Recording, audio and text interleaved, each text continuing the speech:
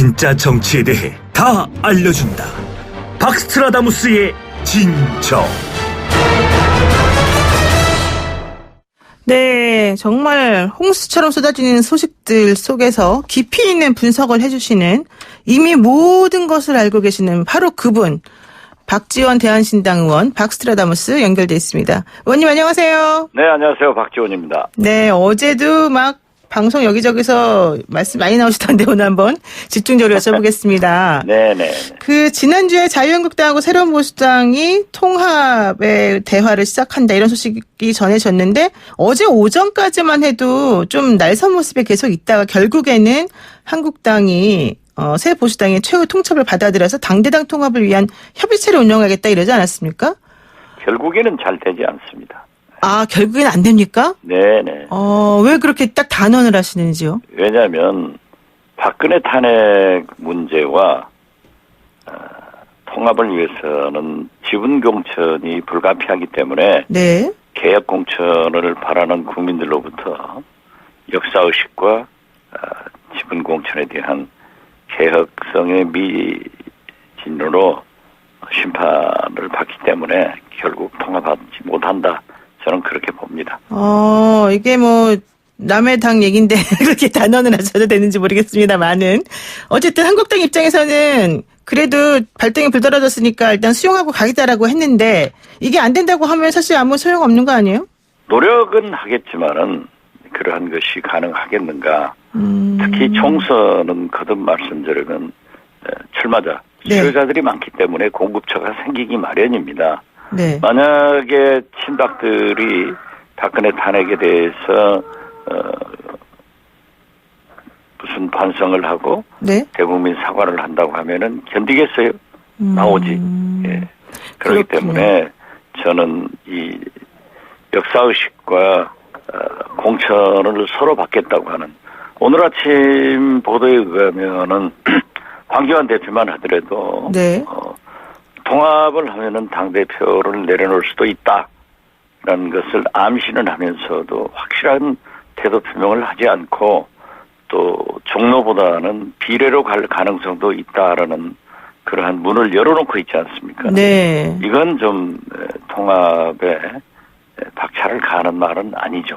그러니까 기본적으로 황교안 대표 같은 경우는 그 당대표를 하면서 제일 힘들었던 게, 제가 듣기로는 본인이 의원이 아니어서 원내를 못 들어가는 거, 이것 때문에 사실은 많이 제안을 받았다. 그래서 이번 총선에서만은 어떻게든지 그런 좀 상황을 좀 바꿔야 된다라고 얘기를 한 것 같이 나오더라고요. 그런 입장에서 보자면 지금 새보수당이나 이런 쪽에서 얘기하는 그런 종류의 통합으로 가는 것은 사실 생각보다 쉽지는 않다, 이렇게 되는군요. 그렇습니다. 그렇기 때문에 안철수 전 대표가 귀국해서 나는 총선에 출마하지 않겠다.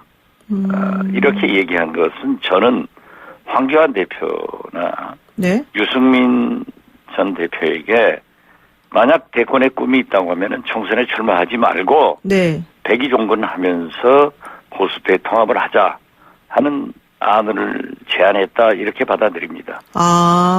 오히려 대선으로 그냥 직행하기 위해서는 지금 희생하는 모습을 보여야 된다. 네, 그렇습니다. 이렇게 보시는군요.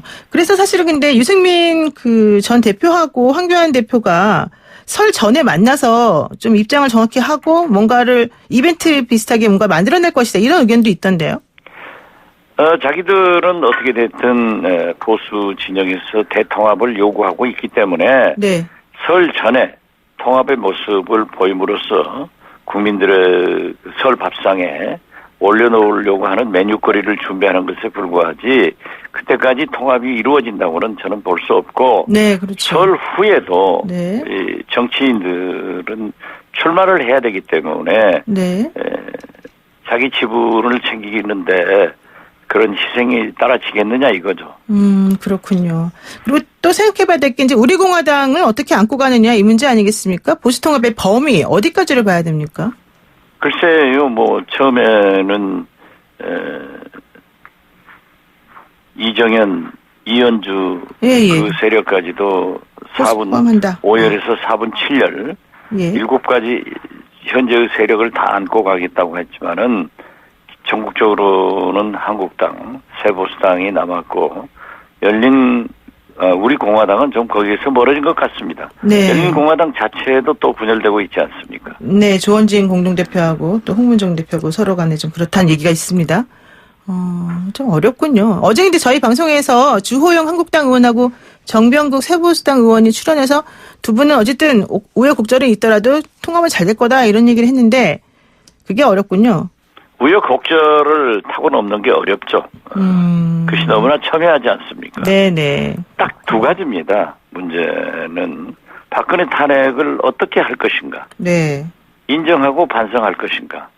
어떤 것으로 잘못된 것으로 여길 것인가. 네. 여기에서 문제가 되고요. 또 공천이기 때문에 자기들의 지분을 자기 자신부터 버릴 것인가. 또는 자기 팔을 챙겨 나갈 것인가. 네. 이런 단순한 것 같지만은 네. 정치적으로 절대 서로가 양보할 수 없는 이념과 정체성, 거기에 자기 몫이 따라있기 때문에 사실상 어렵다. 그러나 이분들도 계속 통합의 노력은 할 것이다. 예. 저는 그렇게 봅니다. 그 안철수 전 대표 얘기를 또 안 할 수가 없습니다. 입국 직후에 중도 실용 정당 창당은 선언하면서 보수 통합은 뭐 관심 없다 이렇게 얘기를 했지만 계속해서 러브콜은 이어지고 있단 말이죠. 글쎄요, 안철수 전 대표의 속은 잘 모르겠어요. 네. 보수 중도 실용 정당을 표방했지만은 보수 통합은 하지 않겠다라고 했다가 어제 또 바뀌는 거 보면은 네. 거기도 좀 지켜봐야죠. 네. 아, 지켜봐야 된다. 근데 정치 오래 하신 분 입장에서는 중도 실용 정당 이거는 무엇을 의미하는 겁니까? 사실 중도라고 하는 게 좀 애매하다 이런 얘기도 많이 나오는데요.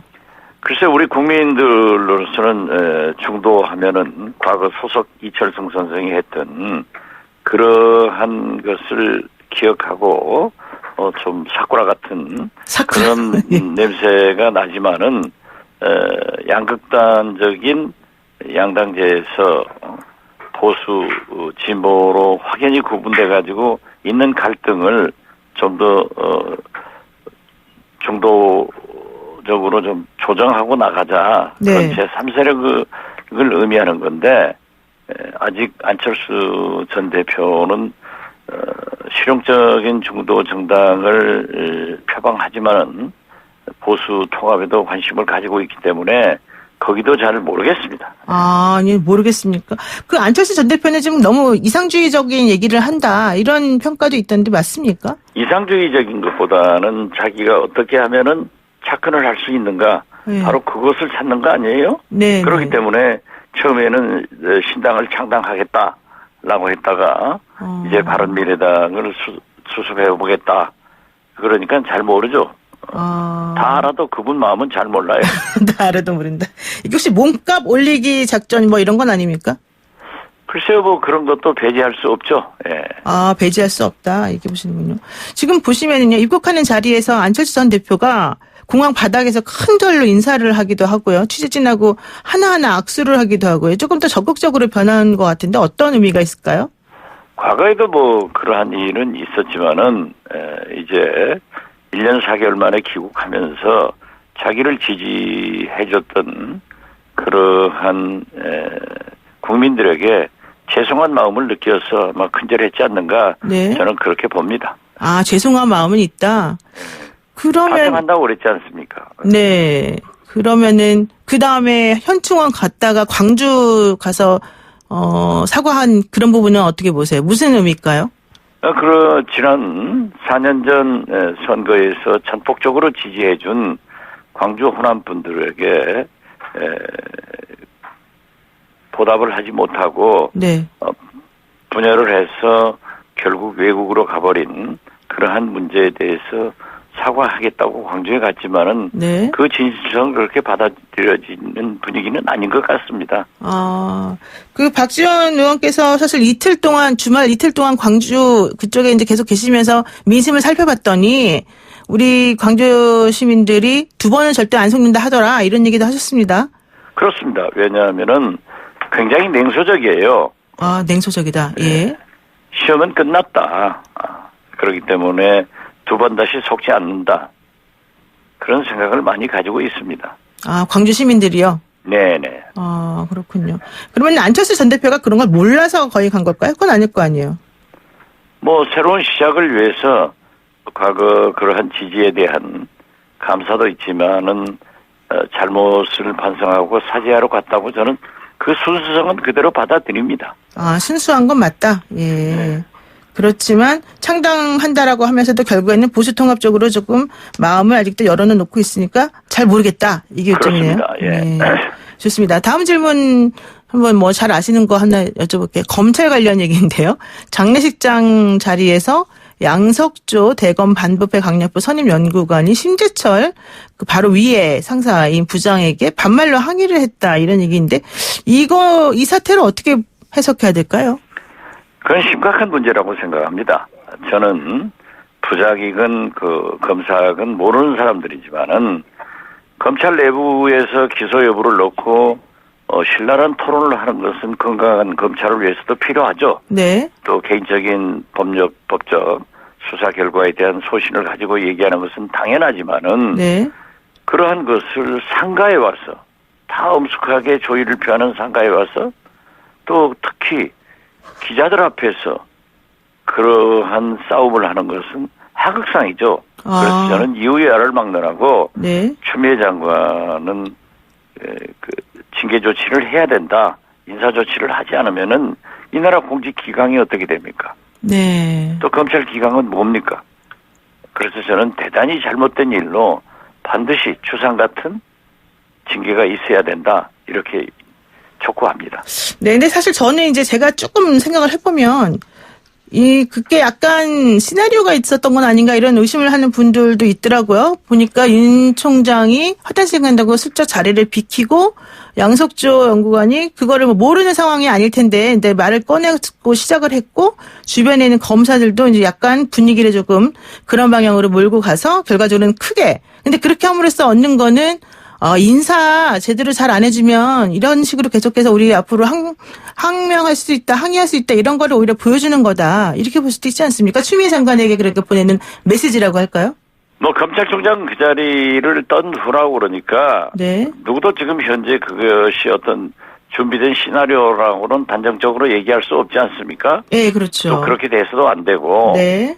또 지금 현재 검찰 중국 간부들의 인사를 두고 있기 때문에 여러 해석을 할 수 있었지만 언제든지 검찰 인사가 끝나면은 몇 분은 그 사표를 내는 그러한 일들이 있었습니다. 네. 이번 인사 후에도 몇 분이 물러나가는 그런 일이 있지만은 지금 현재 잘 수습돼 가고 있고 또 조국 장관의 기소 여부는 검찰 내부에서 얼마든지 토론할 수 있고 또 검사들과 중간 간부들 사이에 이견이 있을 수 있는 거예요. 네. 그렇지만 그것은 내부에서 해야 될 일이지 상가에 와서 그것도 언론인들 앞에서 그러한 네가 검사냐 이런 식의 막말을 하는 것은 있을 수 없기 때문에 저는 차제에 공직기강 차원에서도 네. 반드시 엄벌에 쳐야 된다.